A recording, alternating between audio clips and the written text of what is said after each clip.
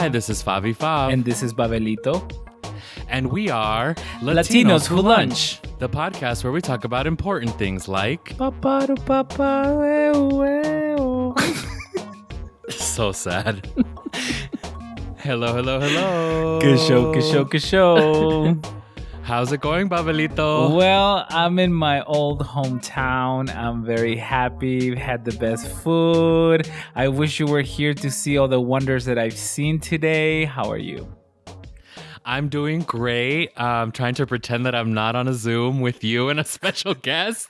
I said we get right to it. You want to introduce our special guest? Let's do it. So today we are very excited to have Josie Lopez, Dr. Josie Lopez from the Albuquerque Art Museum. And she is the general curator. I'm the art curator of the museum. Josie, muchísimas gracias. Welcome. Thank you for having me. It's great to see you both. It's very exciting because, as you know, we're about to end the podcast.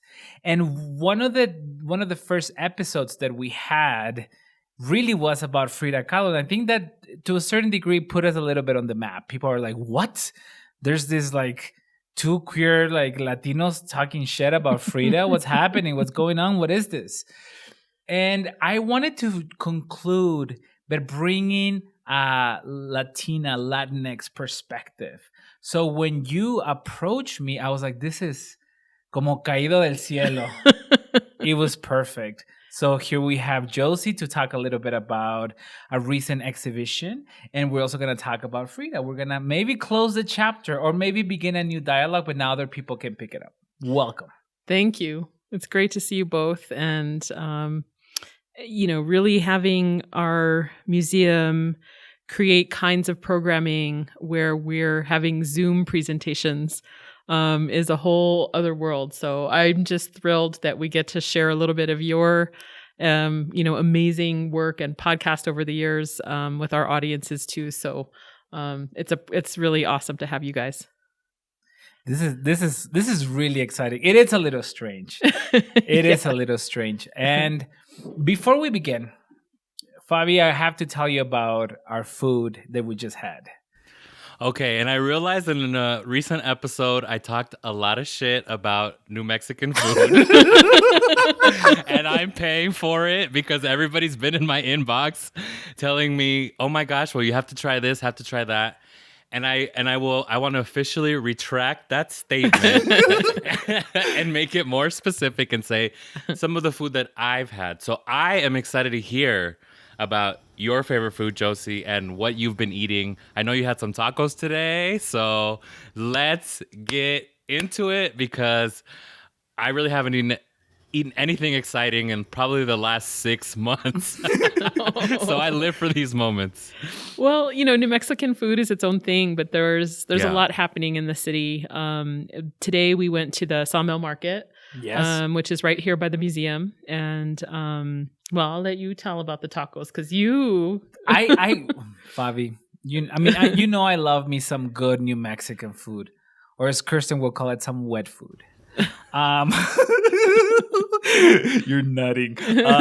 But there's a place in town that I'm obsessed with where they have gorditas estilo Juarez, and I think we talked about it in the podcast before.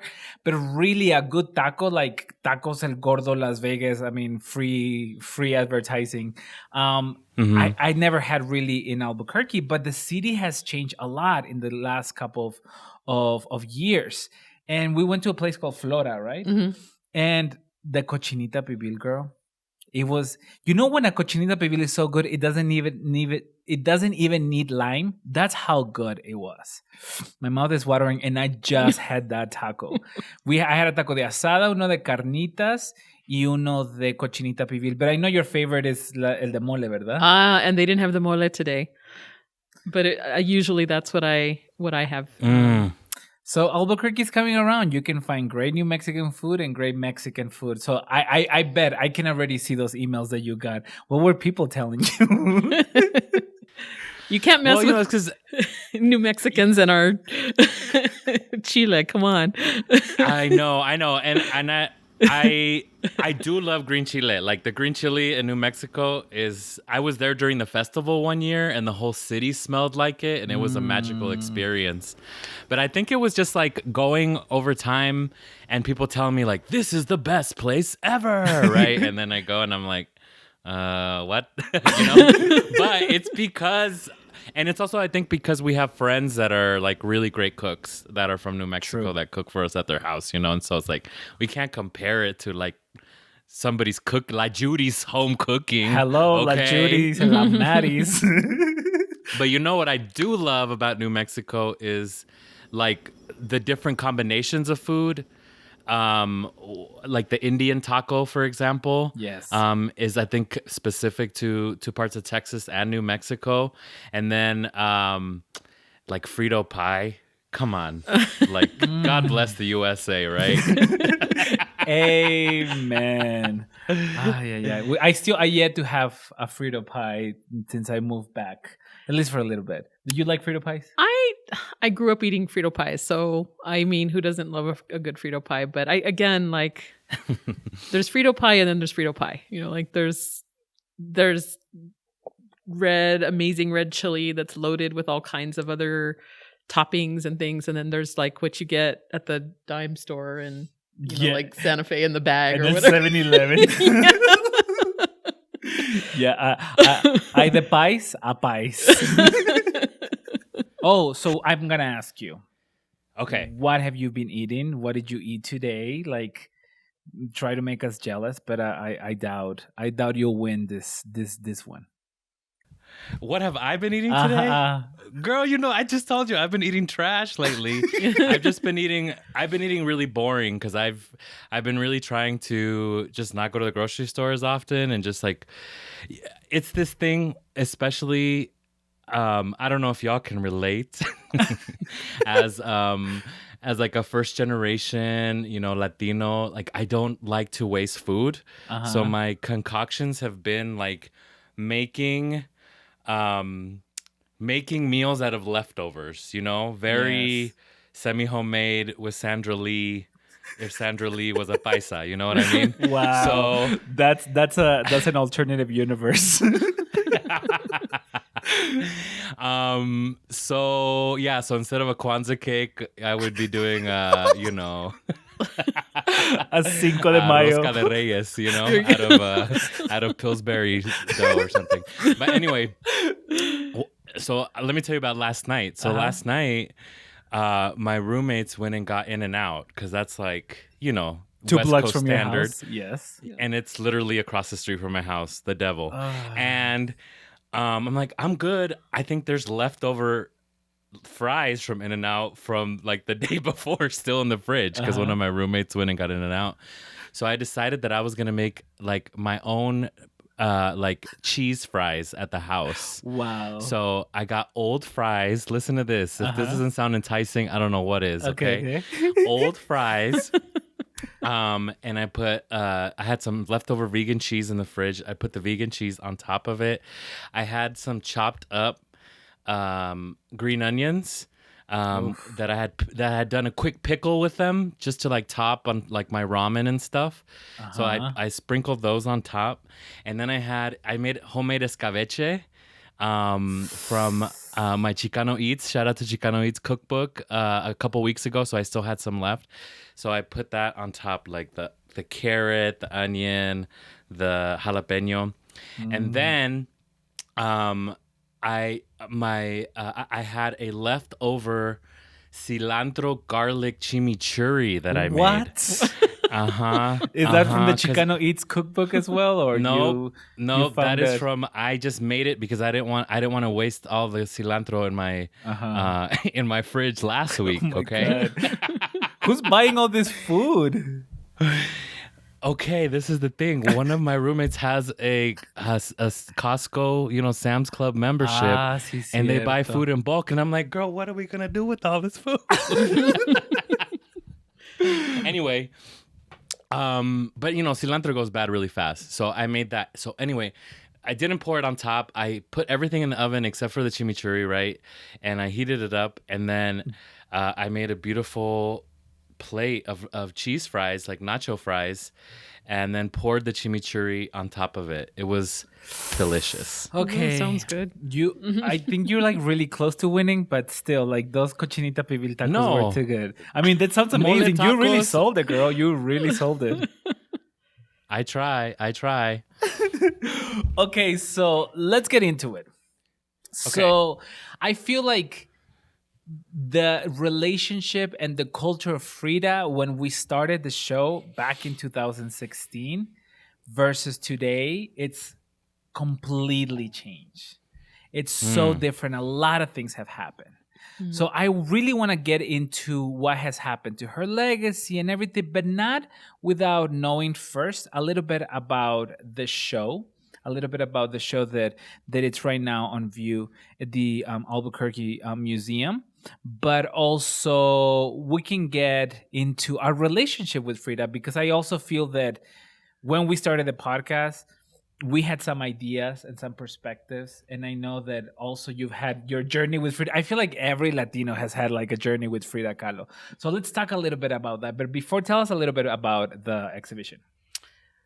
So Frida Kahlo, Diego Rivera, and Mexican Modernism is an exhibition that's been traveling now for some time. It was actually at several museums before it came here, but I think each museum sort of has the opportunity to think about the work and the exhibition and to tailor it to their specific venue. So it does feature, many works that are by Frida, that are, the self-portraits that we're all... there's a lot of iconic ones. Yeah, that we're very much used to. But there are also examples of work by, the Tres Grandes, Orozco, Rivera, Siqueiros. And then, interestingly to me, when we started digging into this material, is that it also created the opportunity to really think about not a Mexican modernism in such a singular and kind of simplistic way that most people, look at the Tres Grandes, for example, and think about the Mexican mural movement. Like there was the opportunity to look at other artists like Maria Isquierdo, like Tamayo. So that's really, when I started thinking about this project, I was like, oh man, it is going to be a Frida journey. Aquí vamos. Right. But once, we really started doing the research around the materials and then the collection itself. The Gelmans collected a ton of artwork, and it wasn't all just Mexico, but their approach to collecting in Mexico was also one where not only were they interested in buying these artworks, but they wanted to really get to know and to promote, the artists. And so that's another really interesting, like how did certain artists get promoted, Right. And so collectors kind of play that role in that sense. So I was sort of grappling with a lot of these ideas on various levels. How do we approach this exhibition? And I don't want to say capitalize, but I'd be lying if I didn't say Right. We're capitalizing on Frida in some way because that's who everybody's going to come see. Right. But once they're in the door, how do we then tell this whole other larger narrative about modernism in general? And that's what was very interesting, Fabi. When we went in the exhibition, Josie was telling me that when they received this exhibition, it was Frida, Diego, y todos los demás. And to a certain degree, we were talking and I said, well, that's kind of like the mentality that we think of Diego and Frida in the 1930s, 40s or whatever, and then todos los demás. But one of the things that this exhibition is doing is kind of flipping it and thinking about how they are part of larger ideas about modern art, right?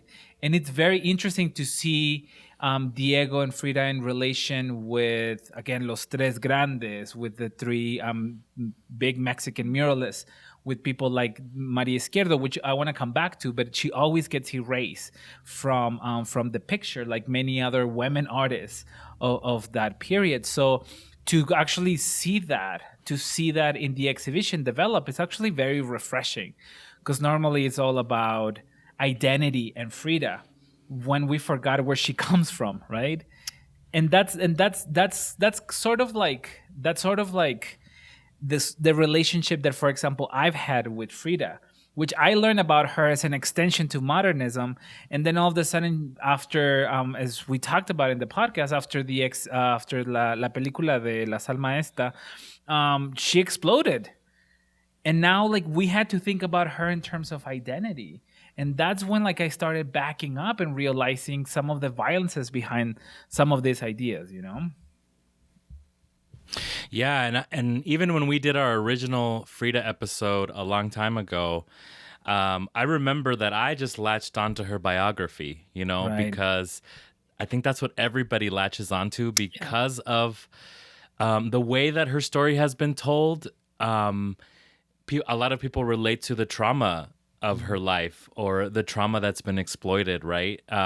And not just that historians or art curators or art historians have exploited, but Frida herself, in a sense, exploited, which I find so fascinating and funny sometimes. And I think Frida's kind of looked at as this person that kind of was at the right place at the right time, stumbled into the art world or was riding people's coattails. But then once you, specifically Diego, right?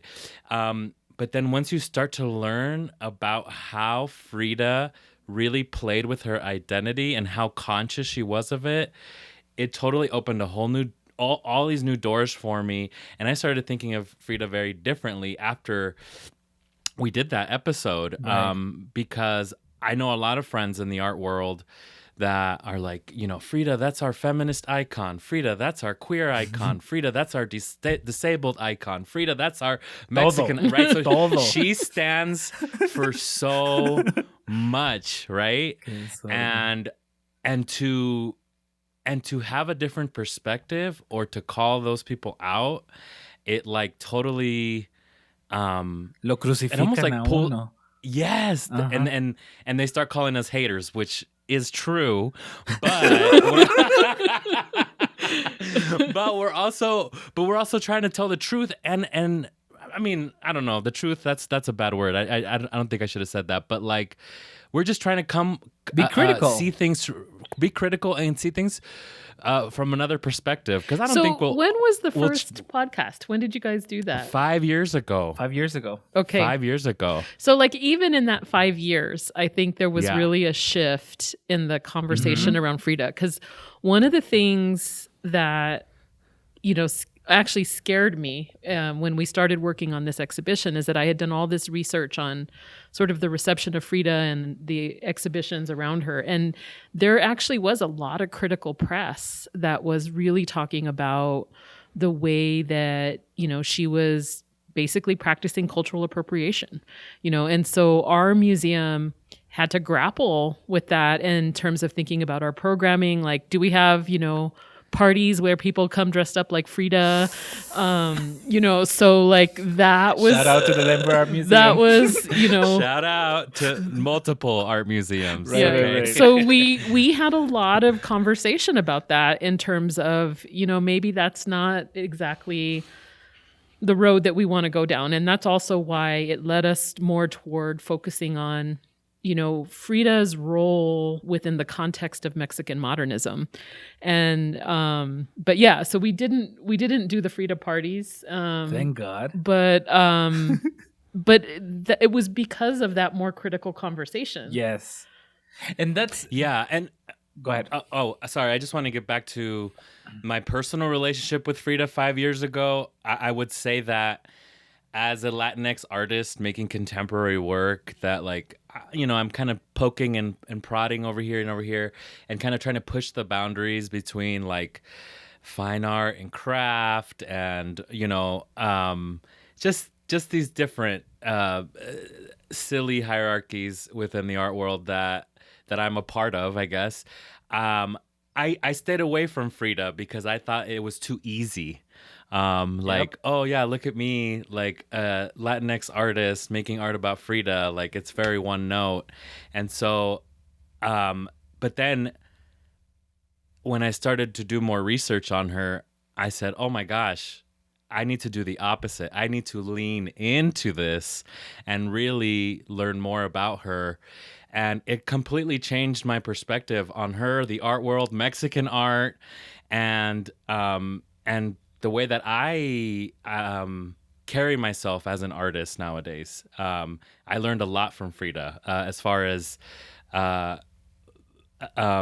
I talk about my identity, and even the way that I look when I present as an artist, right? Because everything that she did was so intentional. Yeah, calculated. And calculated. And so before this exhibition, what was your relationship with Frida, Josie? My area is, when I was doing my research on Mexico, was really much more of like a 19th century Mexico, was kind of what I was embedded in. And I did a lot of research and writing on a printmaker named Constantino Escalante.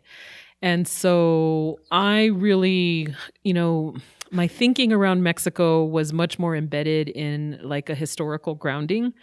So for me, Frida was sort of, an interesting figure that was part of this Mexican modernist movement. But a lot of my work deals with artists engaging their own political agency and like really defining how these political caricaturists actually had agency. Like they weren't just participating in the dialogue; they were shaping the dialogue. They were creating the dialogue and politics and some of them were even politicians.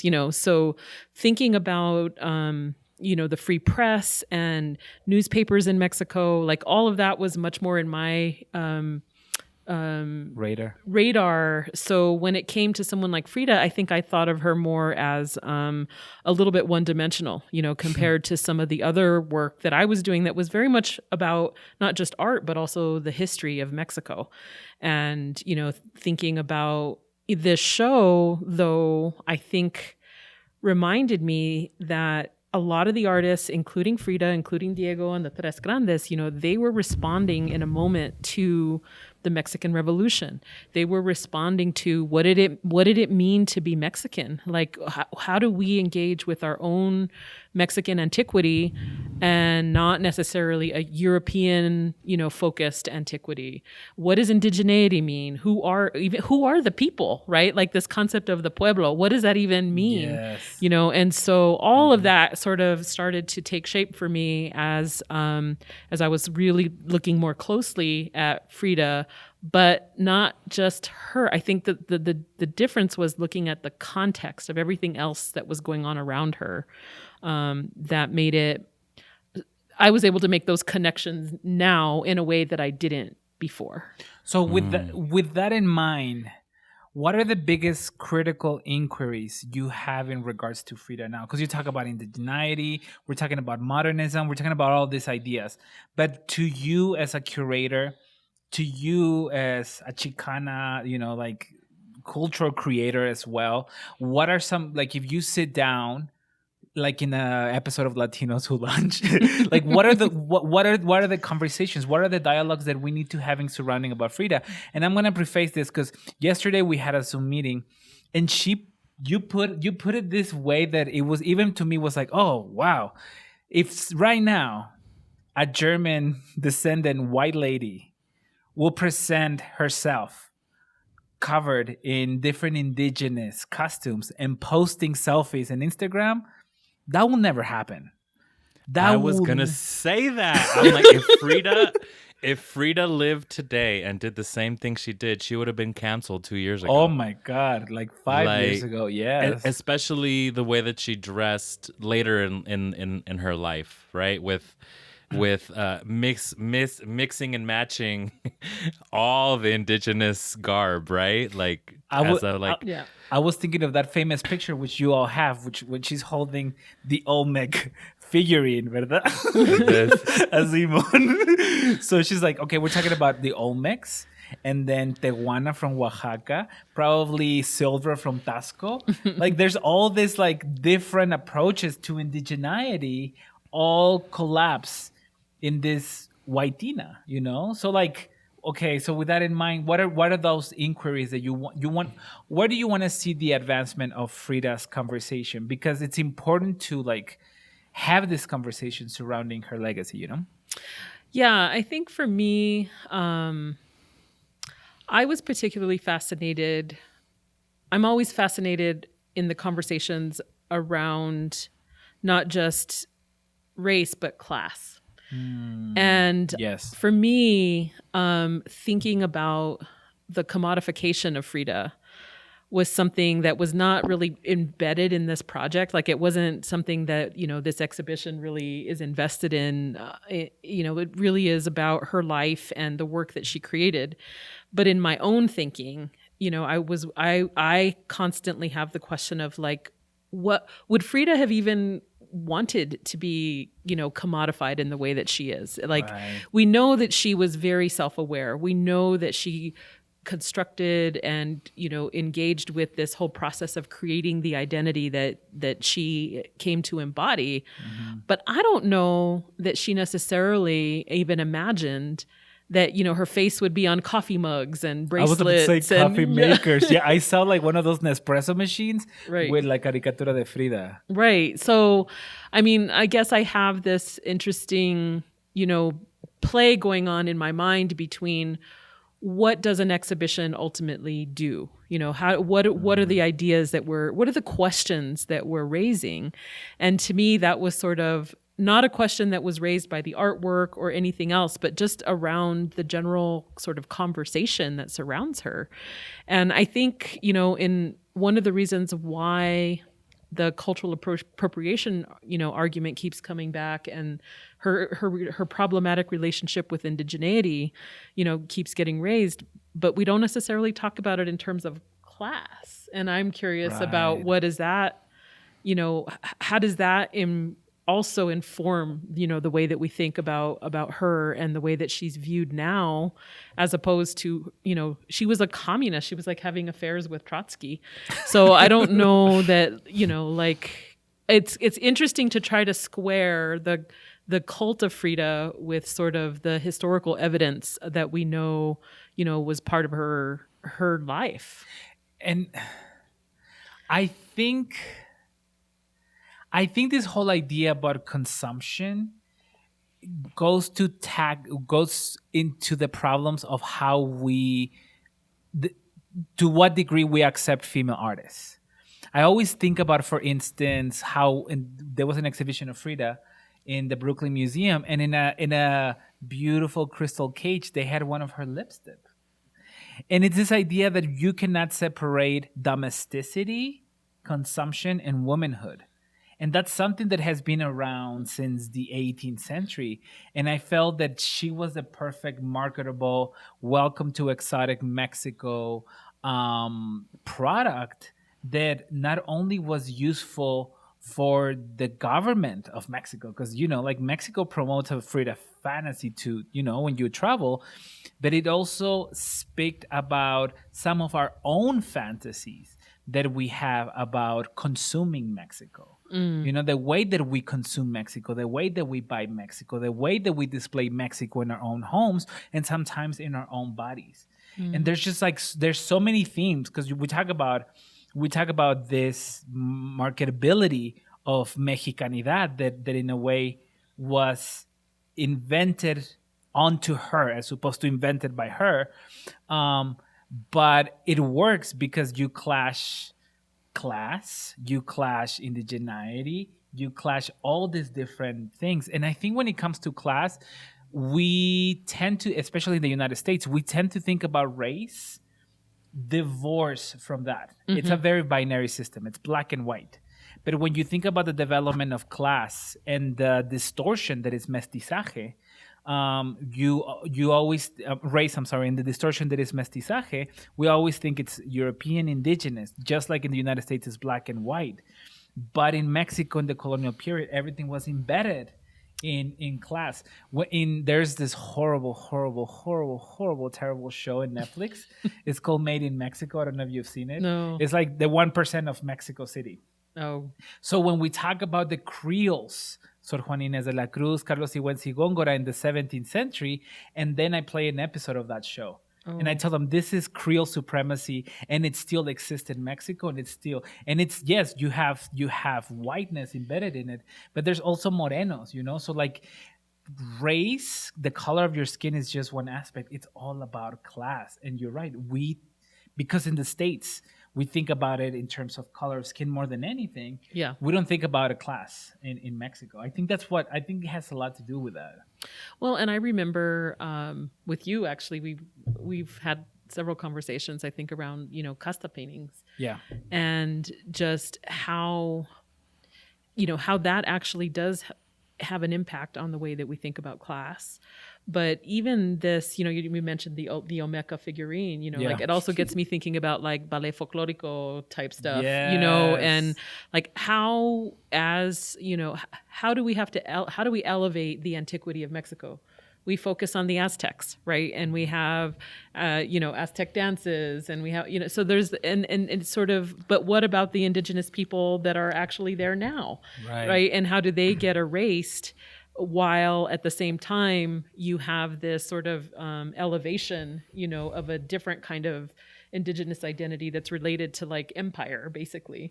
And so, so there's so many different levels of like what that ultimately brings up. And I think that, Frida did play on some of those things like that. And so did the other Mexican modernists that were in the exhibition. I mean, even looking at, the mural movement in Mexico, when you see the histories that are being told, it's sort of this like concept of art for the people, but how was that the case, right? In different ways. So anyway, I think it's all fascinating to have kind of, but when you bring it to sort of a class context, it does add another layer to the conversation about her in general. Yeah, and I mean, excuse me. I mean, you can see it in her artwork, right? When she was first painting herself back in the 1920s, I mean, she looked like a flapper, like a modern woman, right? And then slowly but surely, because of the trends in popular media, in popular art, even, just with, the exploitation of this, of indigenous cultures as a national symbol, she latched onto it. She was an early adapter, as they say now. Right. And she, I mean, and then eventually she became the symbol for that, and I don't know. I think that's like marketing genius on Frida's part, right? And Babelito, go ahead. No, I think it's also, when I'm thinking of this transition of the flapper girl, like that iconic picture when she's like dressed like a man, like, which I totally respect, and I think it's so badass. And this transition into like this more indigenous woman, I think about the perceptions of indigeneity. Indigeneity must remain in the past, right? Indigeneity must signify the past, and that's not what we see it doesn't signify progress. And that relates back to your discussion of 19th century, because in Mexico, Stacy Whitfield calls it the Indian predicament. Uphold the principles of the Aztec Empire, but downplay the presence of contemporary indigenous peoples. But more than a predicament, it's sort of embedded with ideas of class, that as long as you align yourself with power, you have to play those roles of discriminate against indigenous people, but also uphold ideas of the Aztec Empire. And it's really, really, really complicated. But at the core of it, contemporary indigenous presence signified, and to a certain degree still signifies to a lot of people in Mexico, backwardness. It signifies low class, and it signifies the past. Mm-hmm. How you view that, how do you access the past, and what do you think about the past? That's completely different. But that's exactly what we think about indigenous people. And that's everywhere. I think of Aborigines peoples in Australia. Their art is everywhere. You see it in airplanes, in Qantas, and all this shit. But then when it comes to the way that Aborigines people are treated in Australia, es un pinche desorden. Like, it's really, really problematic. But I think it's this like class relationship with the indigeneity that it does change almost in every decade, but those ideas remain stable, you know? Well, and it's also part of, like, for Mexico, it's national identity too, right? Yeah. Mhm. That's absolutely being constructed, you know, and this connection to an indigenous antiquity, the ideas and concepts around even, you know, the church, right? The Guadalupe, having Right. her, like, that's deeply embedded in, like, ultimately, what does it mean to be Mexican? You know, and that comes from, you know, an earlier time when you had the scientificos who were really thinking about these different levels of, you know, how do we construct a Mexican national identity that is ultimately, you know, quintessentially Mexican. And so I think all of that, and it's interesting because then you see it play out, you know, after the revolution, it comes back in spades, right? And you see it playing out in the artwork, and you clearly see it in, you know, the mural movement, which, you know, we've talked about this a little bit, but, you know, which starts out as this what's considered a revolutionary art, but then really becomes a government sanctioned. Yeah, it gets co-opted by the empire, correct? Right. So there's this whole, you know, all of that kind of at play. And so when you put Frida into that conversation, it broadens a whole understanding of sort of like, well, what's the history of Mexico? Because it really plays, you know, on that construction of identity. Yeah, and also the erasure of indigeneity that happens when Frida is the representative of indigeneity. Yes. Because when it really boils down to it, and you look at the clothes that she chooses to wear, the costumes that she chooses to put on, pretty much all of it is like post-colonial indigenous garb influenced by the church. So it's like a way to reinforce the power of the church and colonialism in Mexico. And that's why that kind of indigeneity is celebrated and rewarded, right? Yeah, and I think also the way that indigeneity it's conceived, as you said, like in the 19th century. And it's so interesting because I just wrote an article for coming June 2021 in the Art Bulletin. Published. I'm so proud of that article. But one of the things I talk about in that article is that the científicos, because Porfirio Díaz had a group of creoles, really, of the intellects. And they're the ones who are trying to, you know, take Mexico back, basically, because from Alexander von Humboldt traveling to Mexico in the early 1800s, all the way to like Carnevale, Catherwood, like all these other artists arriving to Mexico and keeping indigenous people in the past. There's all this prints of indigenous people just like passively occupying space. And they're being framed by their own history, by all this archaeological ruins. But they don't know what to do with them, so they don't engage with them. So the white people are pointing at them, you know, and the Europeans are the ones explaining indigenous people their own past. So the científicos in the late 19th century is like, okay, we need to create an image of progress. We need to take back this idea that we don't know our own history. We need to also sediment that the same place where the capital of Mexico was the same place where the Aztec capital was. So all this shit is happening, upholding indigeneity, but in the meantime, because of class, indigenous people van valiendo madre and nobody pays attention.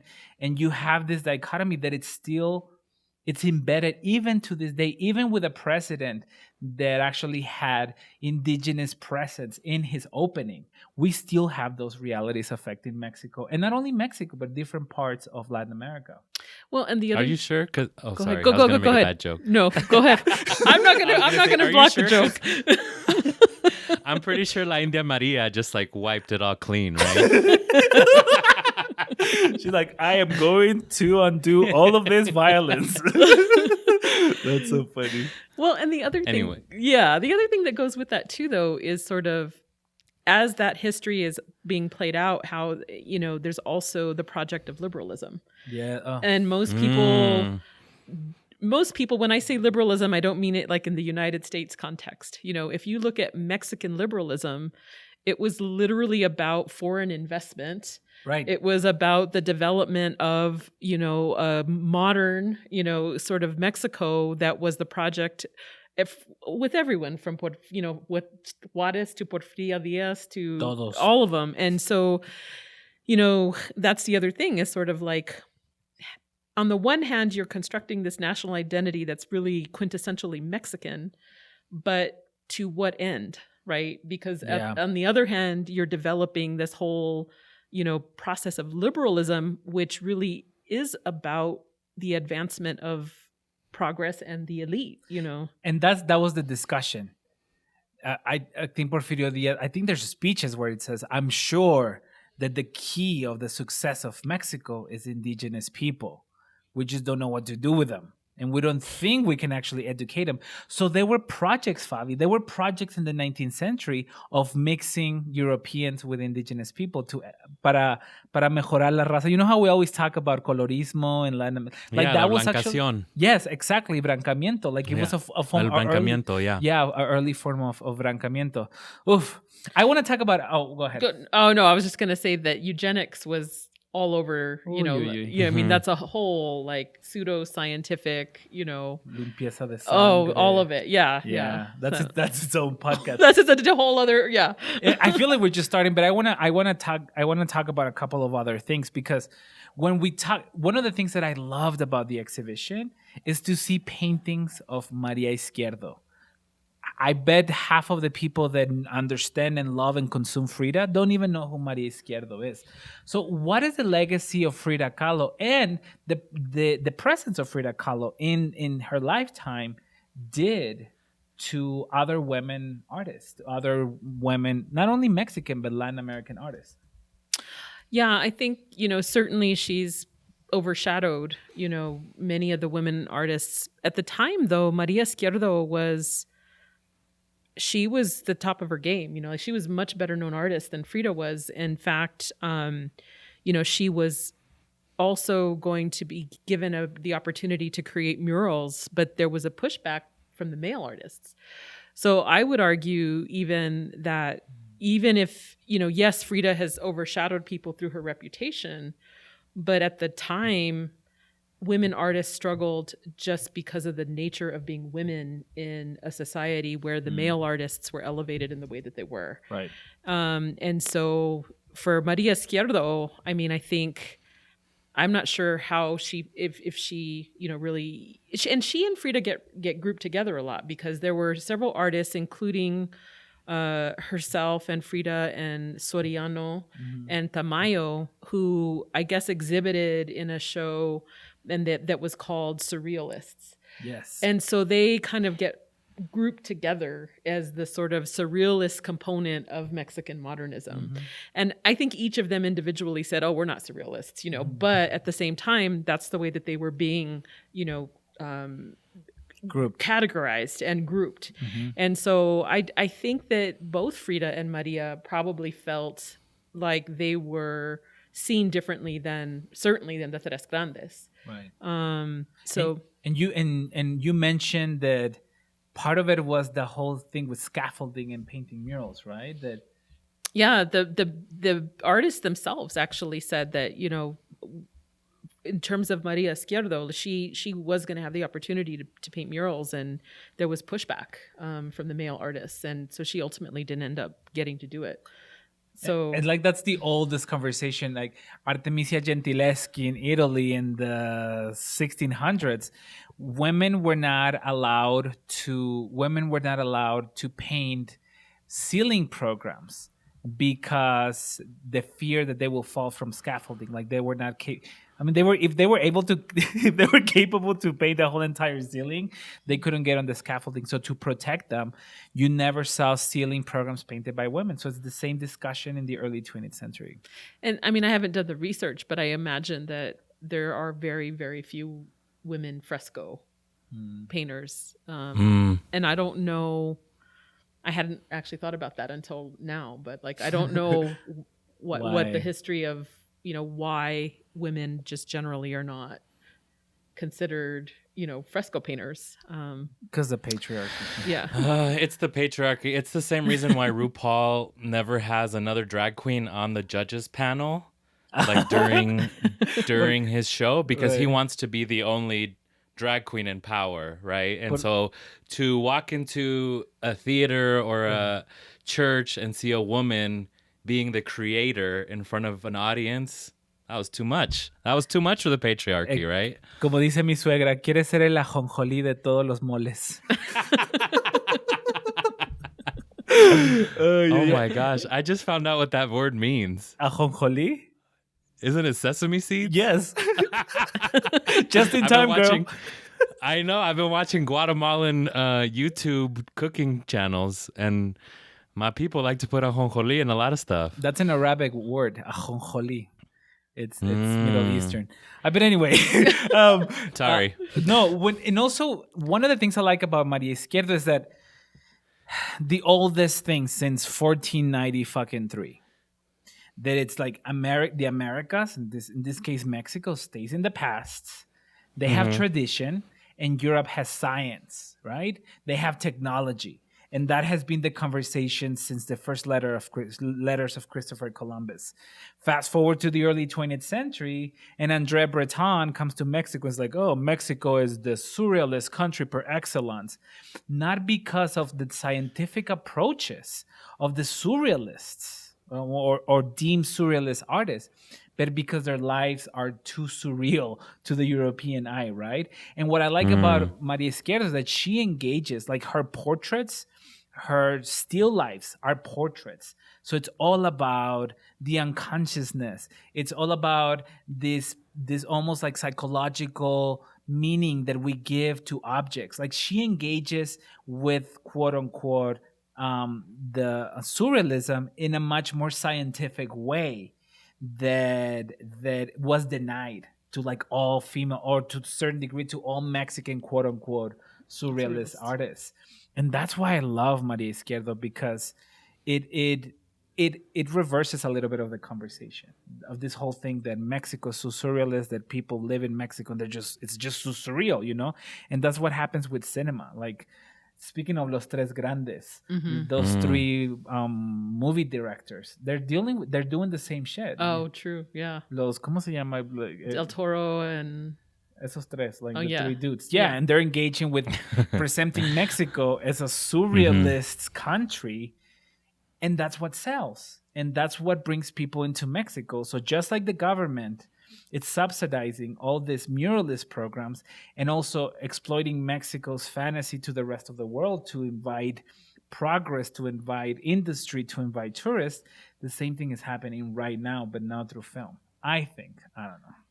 Yeah, I mean, I do a lot of work about that one movie that came out in the 1940s, the Three Caballeros, Los Tres Caballeros, that Disney did, touring Latin America, specifically Mexico, during the 40s. And the symbolism you see in that movie, it's just being chewed up, regurgitated, and put on TV over and over and over and over again. It's the same symbols.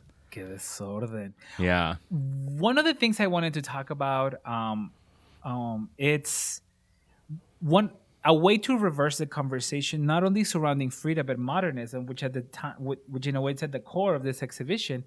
It's how the Mexican modernists influenced U.S. artists. Very few people talk about that.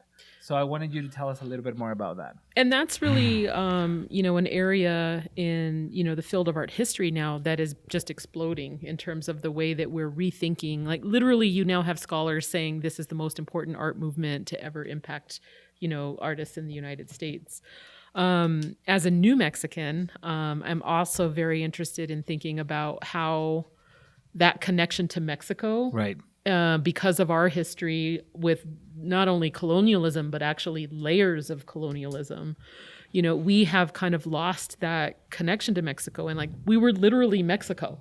Yes. And so when I'm thinking about my, our museum and my role in our museum, like right now, not only do we have this Mexican modernism exhibition, but we also have an exhibition on Posada, and then we also connect Luis Jimenez's works on paper, to this broader conversation. And so good. I think it's really, for me, reevaluating the way that we start to chip away at the mythology of the three races living together here in New Mexico, Right. chip away at the Hispanophile approach to thinking about the painful history that happened here.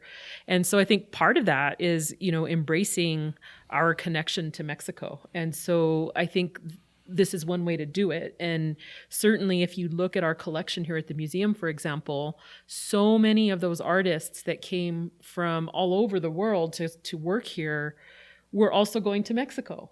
And that was the time when they were being exposed to the Tres Grandes and, all of the other components of it. And didn't Siqueiros had a workshop in New York as well? Oh yeah. I mean, they were traveling as well. Like, there's the Orozco murals at Dartmouth, I think. Yeah.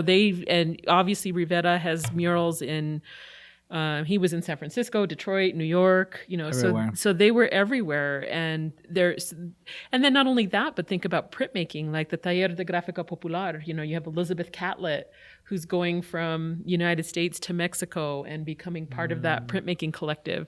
So there were huge exchanges. And I think also, if you look at the history and you think about, during the periods of time when there were world wars, people couldn't travel to Europe necessarily. So where did they go? They went to Mexico City. Mm-hmm. And so the cosmopolitan nature of Mexico City is something that I've always been fascinated by. Mm-hmm. And one of the elements of Mexican culture that as new Mexicans we often overlook. But if you look at the history of Mexico City, it is literally, the center of art and culture, certainly of the Western Hemisphere. Always. Yeah, and that's one of the things we forget. Mexico has been that since the 17th century. Mexico was in between Asia and Europe. So Asian and European goods had to be exchanged through Mexico. So Mexico has always been a crossroads when it comes to some of these global cultural conversations for a long time.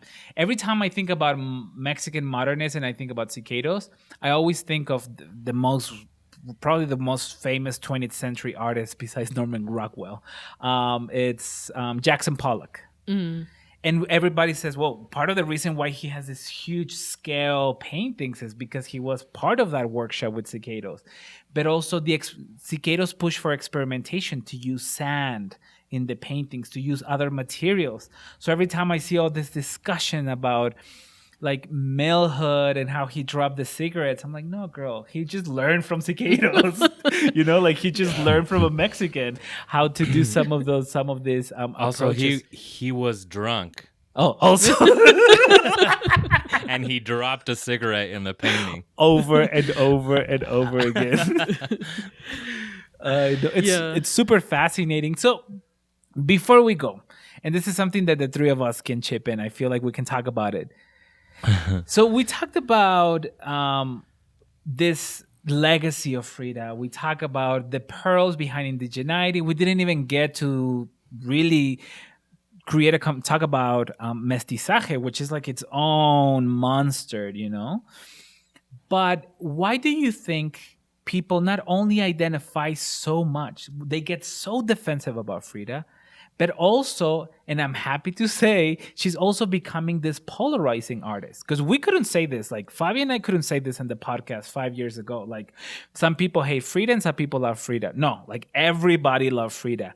And now the conversation is switching, which reminds me, Fabi, I just wrote an article and I meant to send it to you about Selena. Now I saw this article from a Texas newspaper that say, okay, let's be real. Like, we love Selena, but what would have happened if she stayed alive? And that's a conversation, for example, that we were having like a couple, yes, shh, right? Papi's like, I am not going to say anything. I did not. Girl, I got some gigs in Texas that I don't want canceled, so. But at least, I what I'm trying to say here is that at least we're having this conversation. So now we can talk about Frida as a polarizing artist, not about Selena. We still love Selena. Anything for her. Bless Selena. But so what is it about that? What is it about this extreme love for her, but now also like extreme rejection, which in a way I've pushed for a while? For me, I guess that also one of the questions that I struggled with in kind of thinking about this exhibition was how everyone is so intensely engaged in sort of the personality of Frida, right? And her struggles and her heartbreaks and, dealing with Diego. And so I've had so many interviews where, the different interviewers were asking me about all like, do you think that she had this whatever? Y que le puso el cuerno, guara la cuchara. And so it sort of becomes this mythologized, again, kind of a cult of Frida. But as I showed you in the exhibition, there's some really incredible, like extremely political drawings that she did. You have to see those. I'm going to send them to you. During her time in New York, where she had a very, critical view of what she was seeing happening in the United States in terms of materialism and capitalism.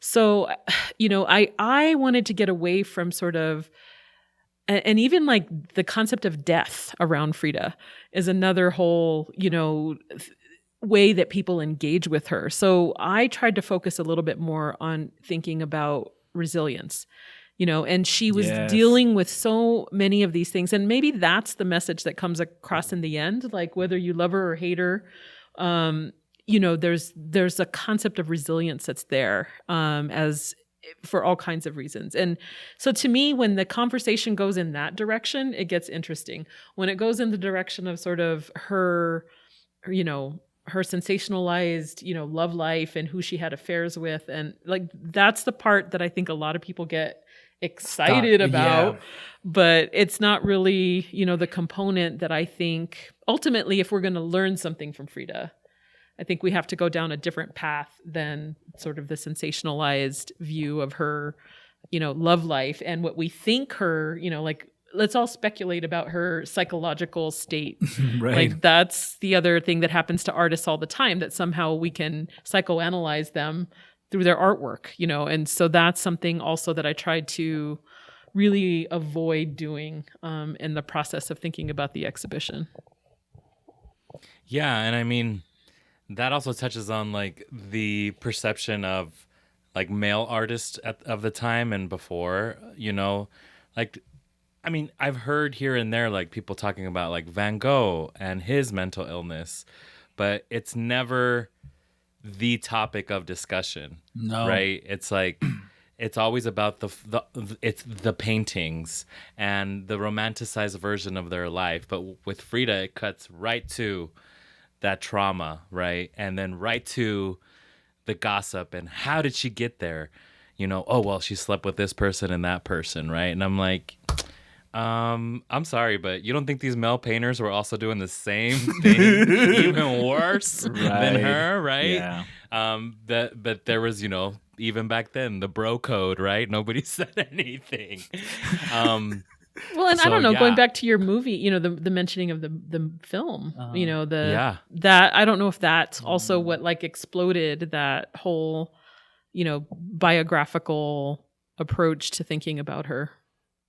Yeah, I definitely think, that was one of the first times that I ever saw Frida depicted. So a lot of my ideas behind her came from that depiction, much like tying it back to Selena, much like, especially Gen Z right now, they don't remember Selena. They only know Selena from the movie. And that's who they love. J-Lo playing Selena. And so I feel like a lot of these people that are big Frida fans are really Salma Hayek fans. And so, and that's interesting to me, right? It's like, again, reshaping. It's like a reshaping of these national symbols for for white audiences in the United States, because that movie wasn't for Mexicans, right? And Yeah. and there was other bad. No, there was some really interesting movies about Frida, but no, I think you're all right, because that's always been the conversation about women artists. Again, I go back to Artemisia Gentileschi, and the whole conversation around her was about the trials about her sexual abuse. And we're so fascinated to read every single painting as a revenge to what happened to her. But when you start looking at the way that she manipulates the iconography that has been done the same for hundreds of years, and how she flips it because she was amazing, not because of what might have happened, not because of her trauma, we start rethinking her art and her career as the career of an artist, not the career of a female artist. Which is something that, again, nos encanta el chisme. So we're always relating not only to female artists but also to queer artists in relationship to some of those ideas. Yeah, and I think you and I have talked a little bit about even like if you have a person of color who paints a landscape. You know, all of a sudden, because if they're African American, it's about the Civil War, or whatever happened, whatever your own identity is, somehow you have to represent that identity, right? Or the fantasies that other people have with that identity, precisely. Yeah. But I think that goes back to what you were saying earlier, Justin, about sort of like, how did Frida then become the quintessential representation of Mexico? Right. Yeah, and I think back to Frida being polarizing and what we think about that, and how and why she's a polarizing artist. A lot of people put that on Frida, like she's the one telling her story over and over again, right? It's not. I don't know. I don't think I can ever say that I hate Frida. I hate the way that people tell her story, right? And I think that's what I'm paying attention to. I like to listen to a lot of podcasts, and I think out of all the podcasts listed on iTunes, when you search Frida Kahlo, I think maybe one is talking about Frida in a critical, historical way. The rest of them are talking about her love life or her relationship with Diego, right? Pues sí. And so I think that right now what's happening is that people are. I think people that have been telling Frida's story in that way are coming to terms with the fact that they're being agents of this like false narrative, and starting to actually listen to the alternative ones, because for so long they had this idea of her in their heart, and it became such a personal story, because that's exactly what it was. It was a story that they made up to fit whatever narrative they needed it to heal in themselves. And they're using Frida projecting as that. Yeah, they're projecting all of their shit onto Frida, which I think, I mean, I know I was doing that, right? And so I think talking about Frida with people really reveals more about the person and their knowledge or understanding of art history than who Frida actually was. And to me, the biggest pearl is not pearl, peril. Pearl. With Frida, it's that I can never divorce her from a much longer visual culture of fantasies about Mexico. And because the fantasy of wild changos and all this Mexico, once again, it dates back to the letters of Columbus. I mean, he didn't arrive to Mexico, but the way that Cortés saw Mexico, and that it was built and constructed in the European imaginary. So I see her as part of that visual culture. However, I also think that we still need exhibitions about Frida, right? We still need to see her art, and we still need to be critical, because some of these conversations about our own fantasies about Mexico which again, they get filtered, as you say, Fabi, through Frida. Some are our own fantasies about indigeneity, some of our own fantasies about mestizaje. And I'm not just saying like white people have these fantasies. We all do, right? And we all have different relationships with Latin America. In a way, those conversations could start by the most recognizable image of Mexico or even Latin America, and that is Frida Kahlo. So for that reason, and the contextualization of her legacy and Diego's legacy through modernism, this is the best show. It's amazing. I love that you inherited a show and you transform it into something a lot more critical. Favi, if you had a chance before it goes, like it's so I'm gonna send you a bunch of pictures. How long is the exhibition up? May 2nd. So it's open through May cool. 2nd here in Albuquerque, and then a lot of the works in the exhibition are actually part of the Mexican national patrimony. So they're going to have to go back to Mexico very quickly after the show ends here in the United States. And that's a whole other conversation too, is sort of like how the Gelman collection came together. We also had to collaborate with INBAL, which is the national cultural institution of Mexico, because a lot of these works were national patrimony. So yeah, it's really a privilege, to have the conversation in the building. Whether, again, as a curator, my approach to thinking about these things is that, if someone comes to an exhibit and they love it or they hate it, if they feel something, then that's it. Then we're doing something right. Yeah. And so, I hope all the folks who both love and hate Frida, will take the opportunity to sort of find some of the gems that are in there. Like you and I talked a little bit about the Tamayo painting of Cantinflas. It's so good. And just this sort of dark representation of, this very comic figure. Yeah. So there's so many, wonderful works that are in the exhibition, and a lot of ways to engage with a whole lot of conversations around certainly Mexico, and New Mexico's connection to Mexico. Yeah, which that's a whole nother conversation. By the way, one of the things that Josie's doing is reinstalling some of the main exhibitions that have always been around. And when I finish the quick tour that Josie just gave me, I told her, I said, I am not from Albuquerque anymore, but this is the first time that I feel proud of this museum. It makes sense. There's a lot of voices that were erased for a long time, and now they're part of the conversation. The labels are in both Spanish and English, in the only state where there's two official languages in New Mexico, Spanish and English.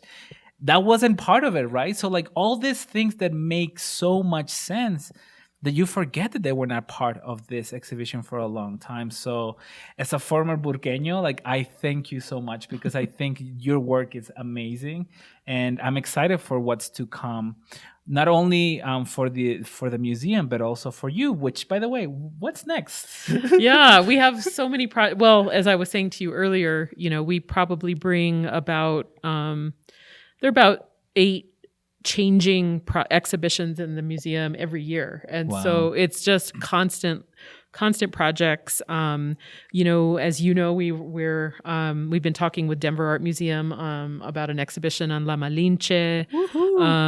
There are quite a few other, but we take it seriously that not many New Mexicans maybe aren't going to have the opportunity to travel, to see exhibitions in different parts of the world. So we're doing a design exhibition on an artist named Rennie McIntosh, who not all people are going to relate to, because it's a very European, design, look at design.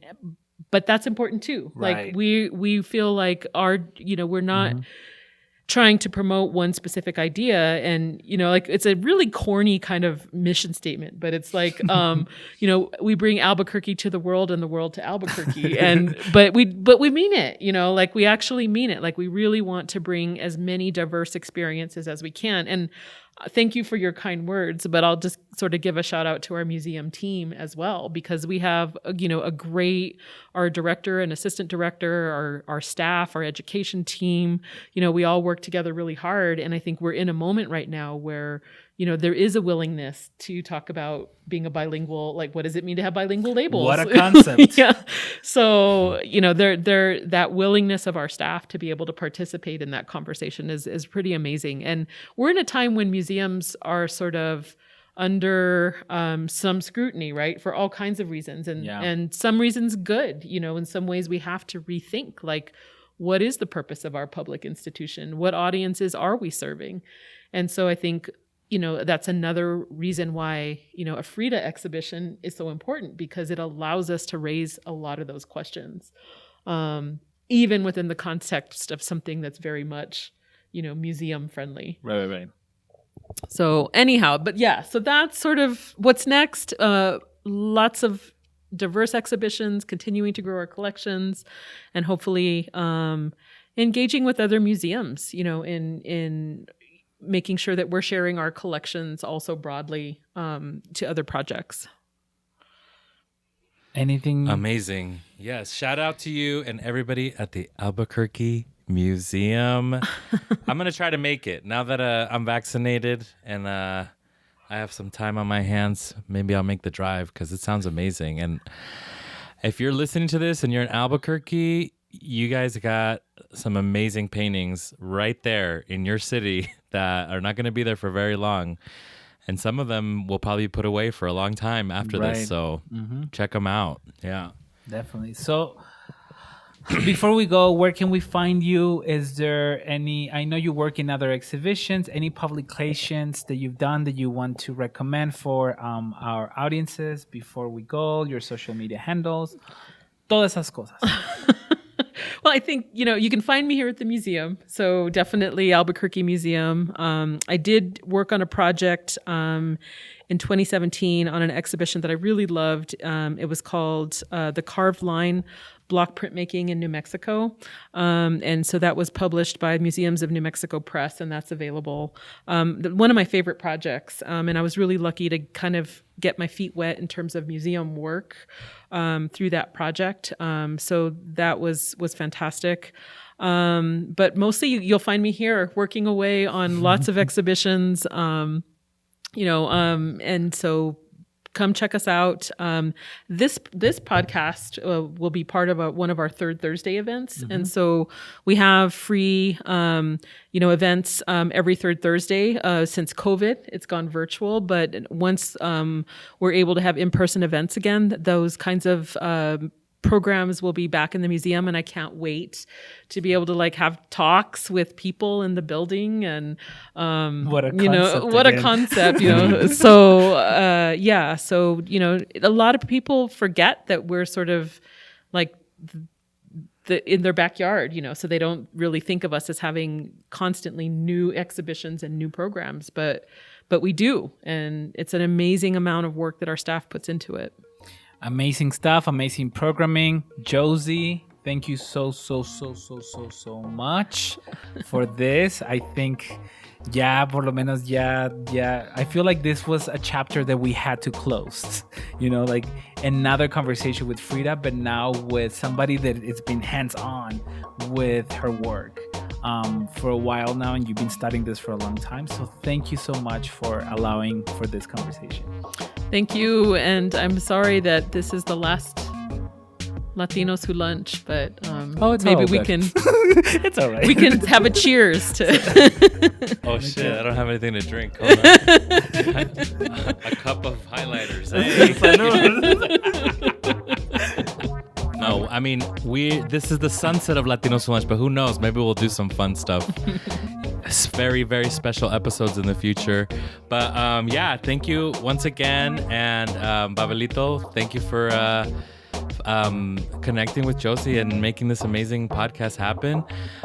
This is so cool to actually be talking to curators and art historians. And this is exactly what this podcast is about, right? And so we are so grateful to be having these really cool and important conversations. Anything else, Babs? That's it. All right. As always, you can visit us at latinoswholunch.com. If you can, please leave us a review, 5 stars. 5 estrellas solamente. Because the more reviews we have, the more visible we are. And visibility leads to representation, and representation matters. Today's episode was produced by Justin Favela and Emmanuel Ortega with production assistance from Maite Sosa. The music you're listening to right now is by the band Balloon. We'll put that in post. I'm FavyFav. And this is Babelito. Bye. Ciao, ciao, ciao. Say bye, Josie. Bye.